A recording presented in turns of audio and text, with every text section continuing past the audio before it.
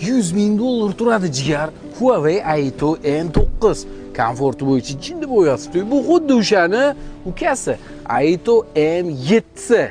Salon rangini, oppoqligini qarang. O'zi qorachidan kelgan, lekin qalbi oppoq. Qalbi toza tanishlaringiz bor-ku, shunaqalarga jo'natib qo'ying. Balki ular bosib yuborishar, jigar. Bitta like bosib qo'ying, sizga ham shunaqa tanishlaringiz bo'lsa, tarqatib qo'ying maksimum. Kapitanskiy sideniya va 3 qatorli. Orqadagi sideniyalarda ham Abduf, Abagir masajlarigacha bor. Qarang, yotib olib, dam olib ketasiz. Kojasi ham juda ham sifatli materialdan ishlangan ekan. Ammo orqadagi boshqaruv paneli ham sensorli. Orqada ham даже klimat kontrolli, orqada ham даже kolonkalar ko'ryapsizmi? Har bitta obshivkada ikkitadan kolonka. Yog'och elementlar, podsvetkalarni qarang.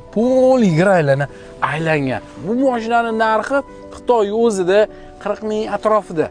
Bizda 55 ming, 56 ming dollar atrofida sotilyapti. Mana buni qarang, zinasini chiqib kelishini va yonishini. Ya bismillah. Huawei bilasizlar, telefon planshetlarni todalarini chiqaradi-yu. Mana displey ham bor-ku, qarang, shunaqangi plavinli ishlayapti.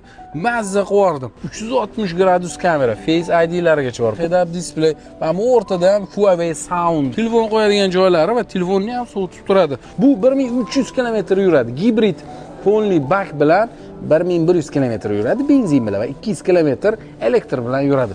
Orqada qarang, atamankalarigacha bordi. Jigar, video olmoqchi bo'lsangiz, ozgina o'ylab ko'ring. Navroti bo'yicha yorvorgan. Lila bilan deyarli bir xil. Bitta orqada katta monitor yo'q, menimcha bo'ldi. 40 ming atrofida Xitoy o'zida. 55 ming atrofida sotiladi hozir salonlarda. 31 mingga yengisini bosib yuborsangiz bo'ladi. Nima aybi bor deysizmi?